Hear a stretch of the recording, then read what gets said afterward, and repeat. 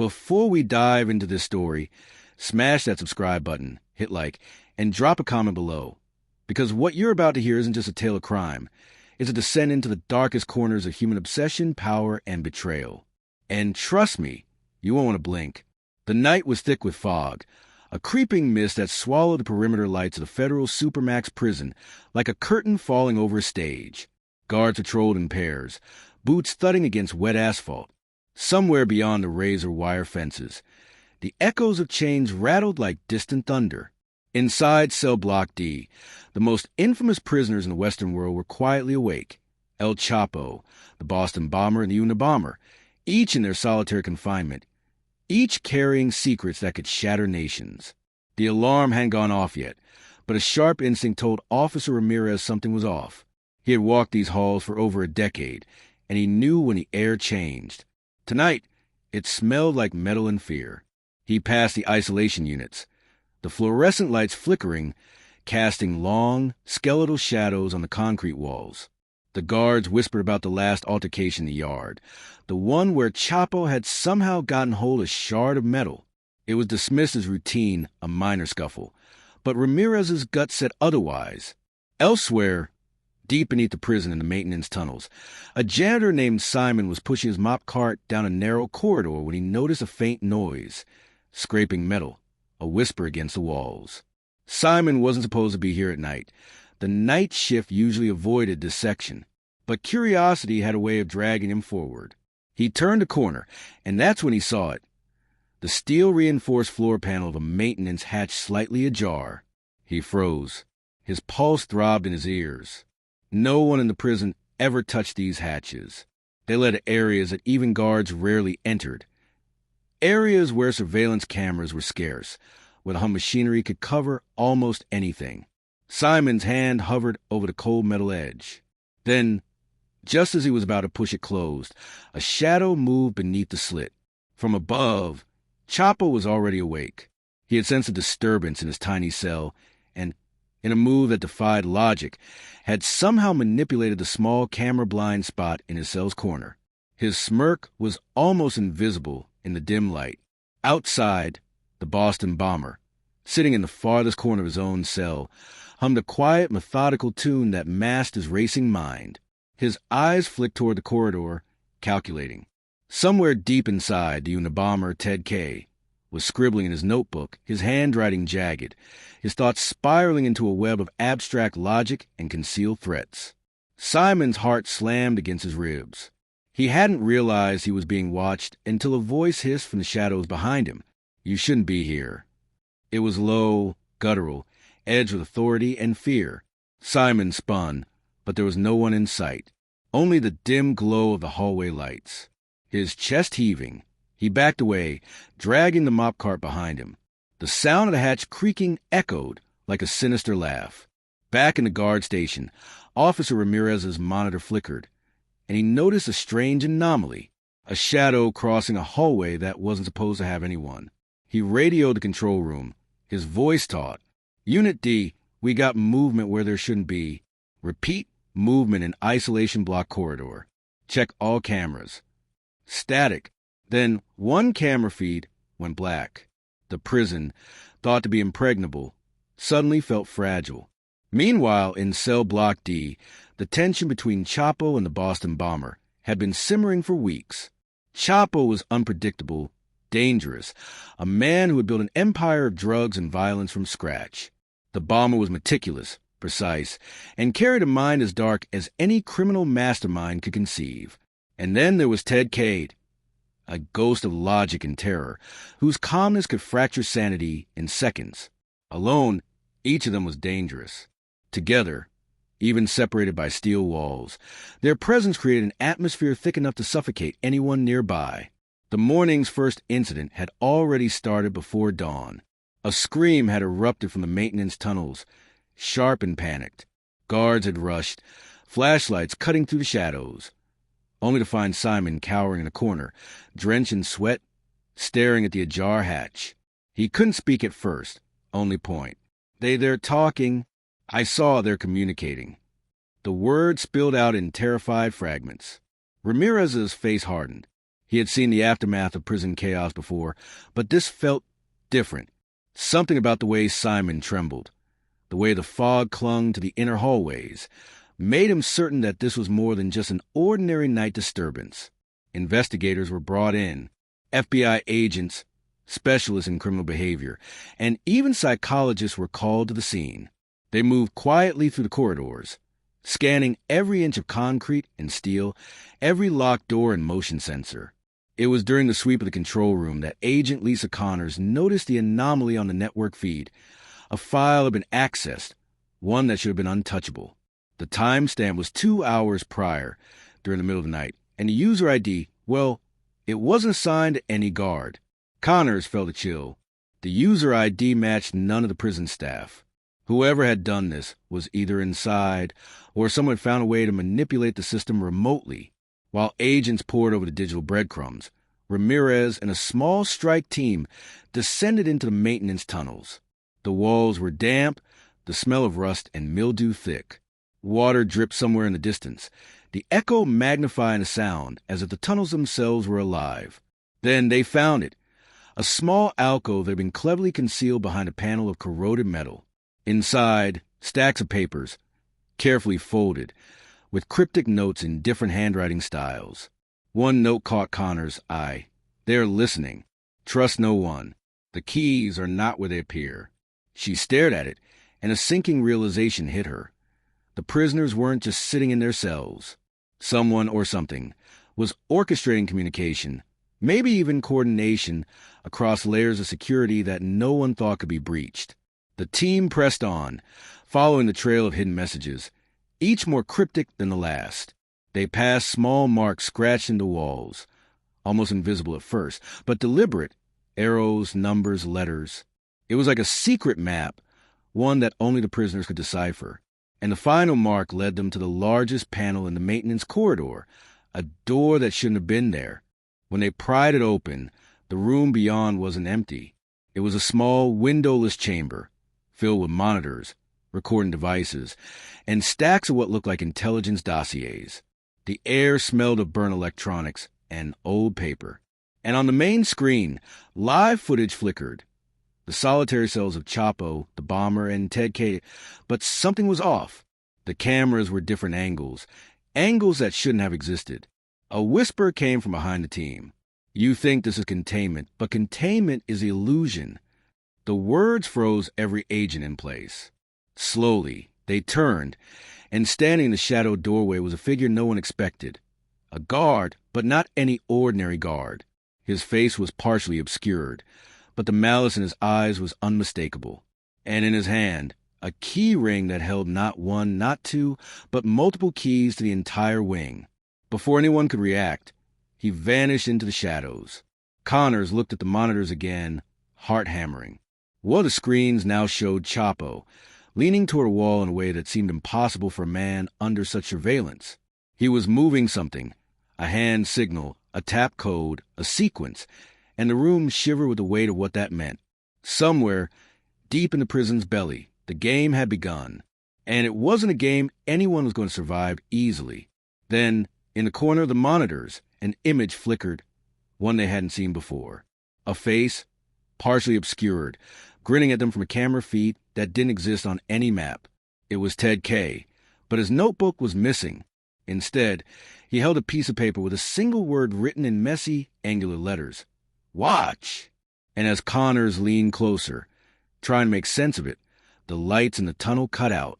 Darkness swallowed everything. Silence. Then a faint metallic click echoed through the corridor. They were no longer in control. And somewhere above in their cells, the three most infamous criminals in modern history waited, knowing the rules of the game had just changed. Cliffhanger. But when the team pried open the steel-reinforced hatch that led to the deepest part of the tunnels, what they found changed everything. The steel-reinforced hatch creaked open, revealing a room that no official map ever acknowledged. The walls were lined with electrical conduits, surveillance monitors, and bundles of cables snaking like metal vines. At first glance, it looked like an abandoned utility closet, but the truth hit like a punch to the gut. Someone had been living here. Or, at least, someone had been orchestrating a network, an entire communication system that bypassed every layer of federal security. Agent Lisa Connor stepped forward, her flashlight cutting across the room. Papers littered the floor, handwritten notes, schematics, cryptic codes. But one thing was clear. This wasn't random. Every mark, every arrow, every diagram pointed toward a larger plan. The air was thick with a metallic tang of electricity and fear. Ramirez knelt to inspect one of the scattered notes. These markings are instructions, paths, timing sequences. Whoever did this, they know this prison better than anyone on duty. Connor's stomach twisted. Better than anyone alive. Or dead. Somewhere above, in the isolation cells, the three prisoners, Chapo, the Boston bomber, and Ted Kate, were stirring. Chapo's eyes flicked toward the wall, where a loose vent had gone unnoticed. He had spent months observing patterns, memorizing guard rotations, counting every electrical hum, every shadow, every single detail. And tonight, he had a plan. The Boston bomber, sitting cross-legged on his cot, tapped his fingers in a rhythmic pattern on the floor. His mind was a clockwork of calculations, probabilities, and deadly precision. He didn't need to see Chapo's plan to anticipate it. The two of them shared an unspoken understanding of timing, chaos, and risk. Ted K., however, was the wild card. He was scribbling in his notebook, pages of logic diagrams, symbols, and codes. But every so often he would pause, his gaze fixed on a single corner of the cell, almost as if he could see beyond walls. He had noticed a hatch months ago, during a rare lapse in routine, and had begun leaving subtle cues, testing boundaries, and marking pathways in the shadows. Back in the tunnel, Connors noticed something that made her blood run cold. One of the monitors displayed a live feed not just from the cells, but from inside the control room itself. Someone had managed to install a hidden camera, likely weeks ago, tracking the investigators. Every movement, every step, every whispered discussion was being recorded. Ramirez slammed his fist against the conduit in frustration. This is insane. Whoever's doing this, they're inside and outside at the same time. Connor's eyes scanned the monitors, and then she saw it, a flicker almost imperceptible from one of the cells. Chapo's fingers were moving in a coded sequence on the wall, tapping against the bricks. It was a signal. To who? She didn't yet know. Suddenly, the sound of a door slamming echoed through the tunnels. Ramirez drew his weapon. Connors motioned for silence. Footsteps, fast, light, deliberate, were approaching. The first figure emerged. Simon, the janitor. His face was pale, his eyes wide with terror. But this time, there was no fear in his demeanor, only urgency. "They know we're here," he whispered, his voice trembling. They're not just prisoners. They're controlling everything. Cameras, doors, even the guards. They've been planning this for years. Don't trust anyone. Before Connors could respond, a loud metallic bang reverberated through the corridor. One of the monitors went black. Then another. The tunnel lights flickered violently, plunging the team into near darkness. And then, the first disappearance. Officer Ramirez, who had been standing closest to the hatch, turned to call for backup, and he was gone. Just like that. No sound, no struggle, nothing. Connors froze. Her heart pounded in her chest. "This isn't happening," she whispered, gripping her flashlight so hard her knuckles turned white. Simon backed away. "It is. They can manipulate the locks, the cameras, even the floor panels. No one is safe down here." Connors quickly realized the nightmare had a name. Control. Whoever was orchestrating this had rewritten the rules of the prison from the inside. And as the team tried to regroup, another revelation hit. A piece of evidence no one expected. One of the monitors, the only one still flickering, displayed a file marked top secret. Inmate psychological reports. Connor's stomach sank.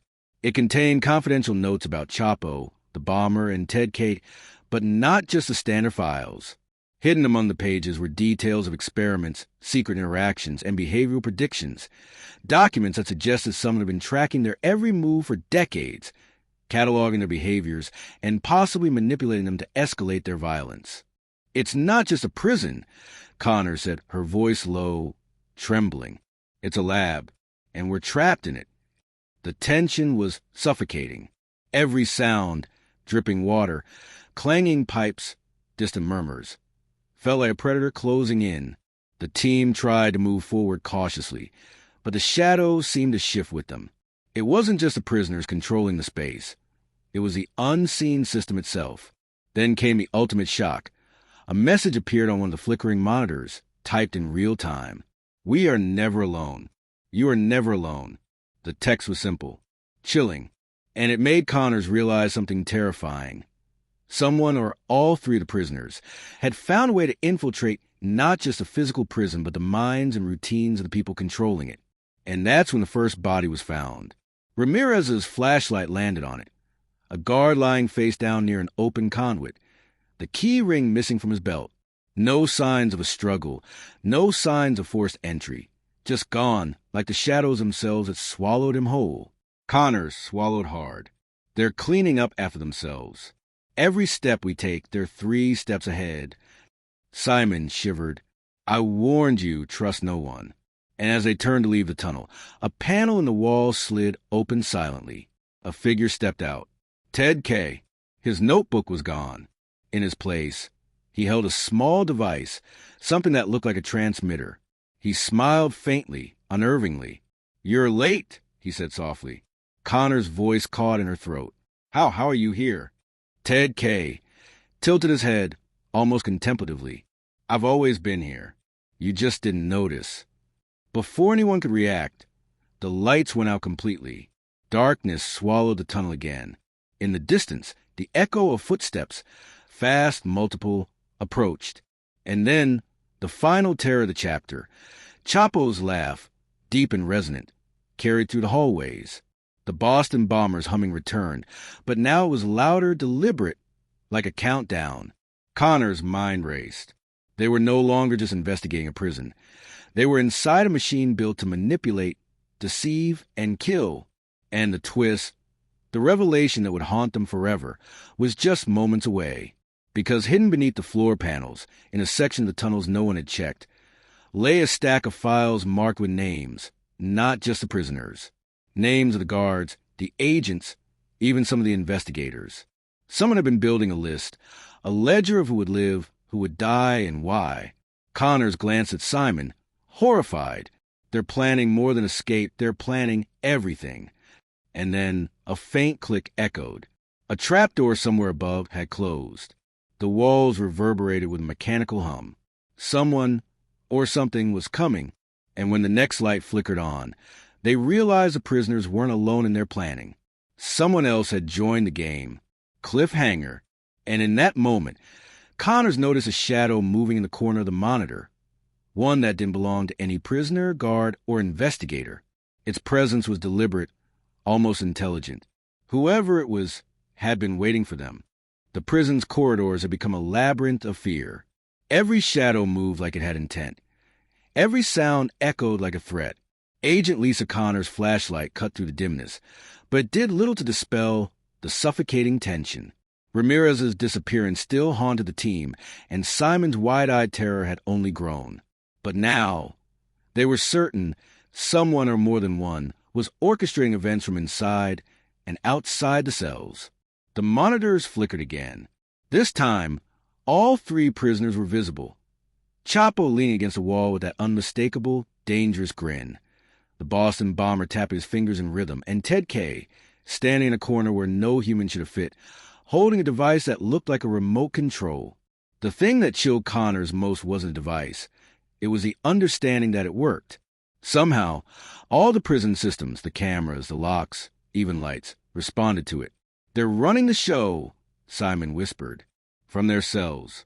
Every move we make, they see it, they anticipate it." And then the walls themselves seemed to shift. Ramirez's last radio transmission crackled faintly through the comms. "Lisa, the floor, it's static. Gone." Connors realized that staying put was no longer an option. They had to follow the trail, the hidden hatchways, the scrambled notes, the cryptic codes, all the breadcrumbs the prisoners had left. Every step they took was a test, every corridor a potential trap. As they advanced, the monitors displayed an impossible scene. The prisoners weren't just in their cells. They were somewhere else. The camera angles were impossible, showing areas outside any known cell, corridors that didn't exist. It was as if the prison itself had become a sentient maze, designed to mislead and terrify. And then came the first betrayal. Simon froze, his gaze locked on a shadow behind a pile of crates. He whispered, "It's not them, it's someone else." From the shadows emerged one of the senior guards, a man who had been in charge of monitoring the isolation wing. But something was wrong. His movements were mechanical, deliberate, unnervingly calm.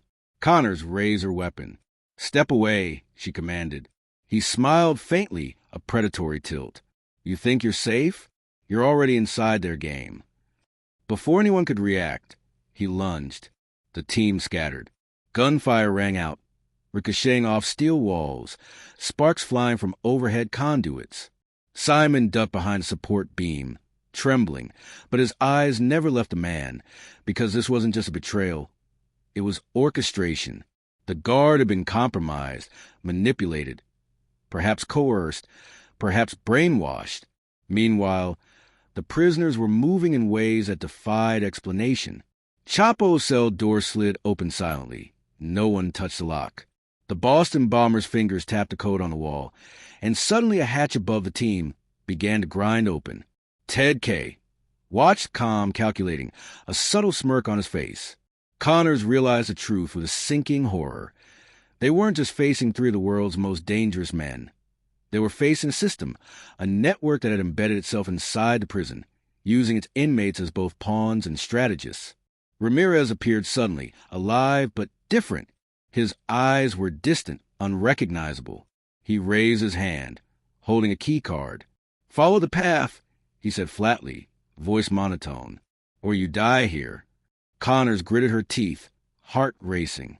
She motioned to Simon. "We follow. No choice." They descended into the deepest tunnels, the sections no one had mapped. The walls were covered in markings, arrows, numbers, diagrams, even faces scratched into concrete. The further they went, the more Connors realized that the prisoners' influence had seeped into every inch of the facility. Every turn, every hatch, every light flicker was premeditated.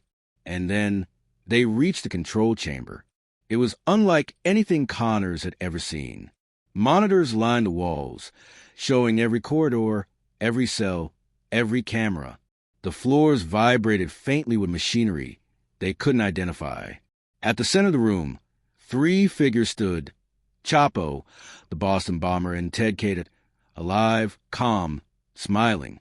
And standing next to them, holding a laptop, was a woman in a guard's uniform.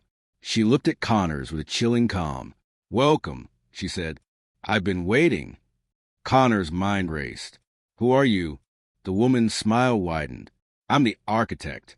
Every move, every escape plan, every death, I designed it.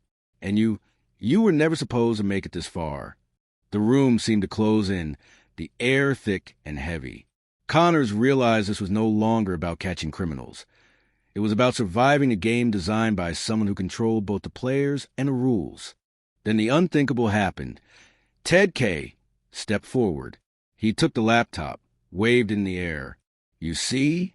They've been predicting us all along, and now the final step begins." The Boston bomber pressed a hidden button. Instantly, doors slammed shut across the prison. The hatches in the tunnels closed. Lights went out. The alarms activated. But they weren't real alarms.